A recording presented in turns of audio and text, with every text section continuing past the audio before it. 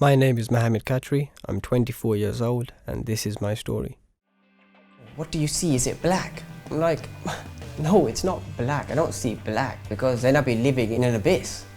I still see what I perceive to be around me. I can still hear, I can still smell, I can still touch, I can still sense, and all those senses put together create an image in my mind.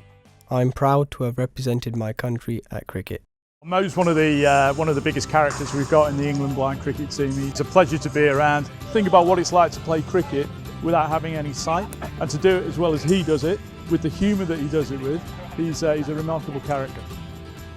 I've also set myself a daunting challenge to climb one of the highest peaks. It's just another example of the sort of guy that he is, and I know that he's often been hit by the ball, or he once broke his nose, been hit by a bat. He's the sort of guy who throws himself into everything. For us, it's not actually a surprise. He's casually going to do Kilimanjaro. 2 or 3 days before I left for Kilimanjaro, I was quite nervous, a little bit scared and confused and not sure what to expect. Because I started realising that there's no one I actually knew who I was going with. I think I know that it was the best thing I've done in my life.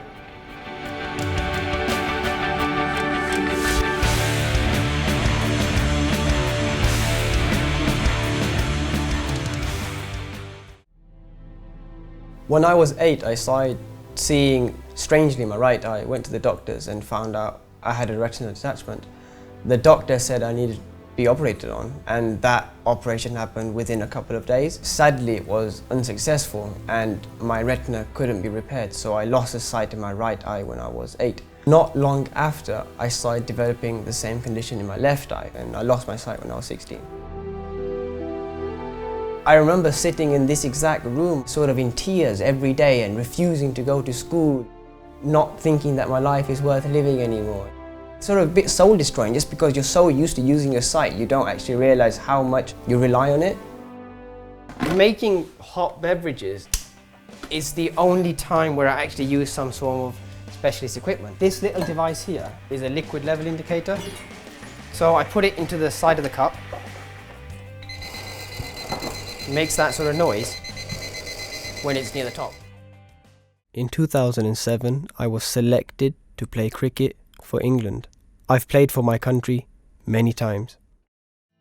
I'd always had an interest in sports. I used to play school cricket and football. One of my teachers, she said, "Oh, I know someone that plays blind cricket. I'll put you in touch with them." Ever since then, I sort of never looked back.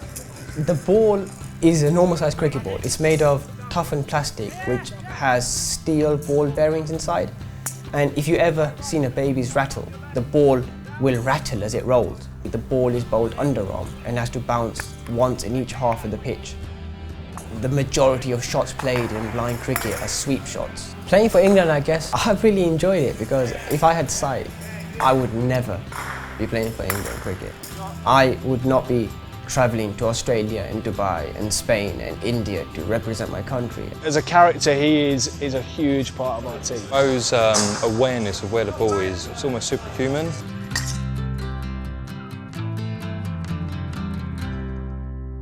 I also made the news 6 years ago, or rather, my guide dog Vargo did. A momentous day for one teenager and his dog. Mahomed Khatri arrived at his local mosque today to attend prayers, and for the first time ever he was able to bring his 2-year-old guide dog Vargo with him. This change is significant. The effects might not just be felt in Britain, but in mosques right around the world. Vargo, he's a boy. He's 8 years old and he's a Labrador cross golden retriever. It was a slow process.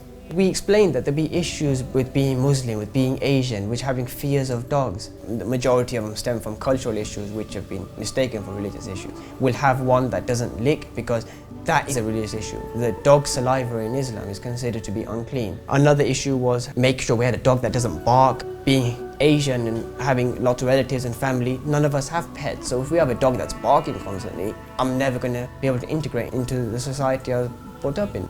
The next issue was about the mosque. I went to the scholars of Islam and they have given Solomon called fatwa. It is allowed because he need help. For help, he can use it. What our Imam said is, we can't let the guide dog come into the mosque, but we can let you come to the mosque. They built a pen in the front hall of the mosque where the shoes are kept, and I can go there. I can put Vargo in his pen. I've got a lock and key. Once the dog's safe and secure, I can enter the main mosque hall. And my mum was, oh my God, there's hairs everywhere, it's dirty, there's this, there's that. All my relatives were scared. No one would go near the dog. Exposure just meant people just thought, he's harmless. And you get closer and closer and closer, and then finally someone touches him with a finger, then 2 fingers, then a hand, then they stroke him. Before he used a guide dog, his health wasn't good. For me, I was feeling a little bit worried about him.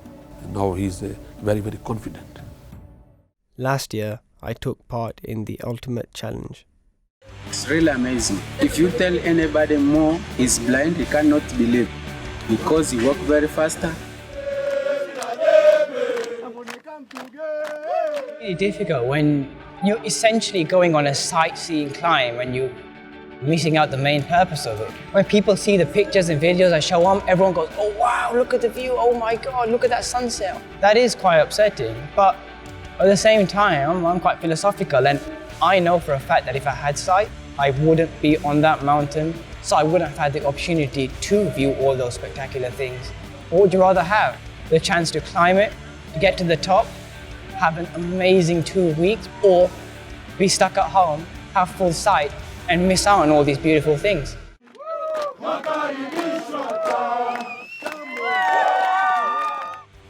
Everyone in our group unanimously agrees that day 2 was the most fun.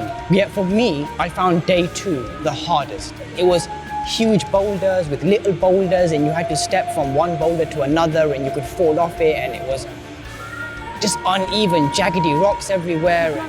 Excellent, Mahomed. There was 6 people that couldn't make it.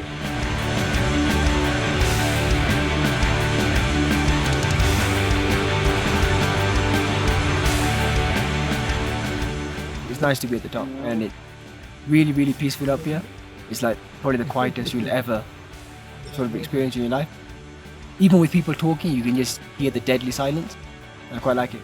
I remember him telling me, and I was like, I didn't have any emotions. I was just sort of had tears in my eyes, and I just was like shocked that even now, so talking about it, I feel a bit sort of like happy that it's something which I did, which I don't think I probably could have done, which is good.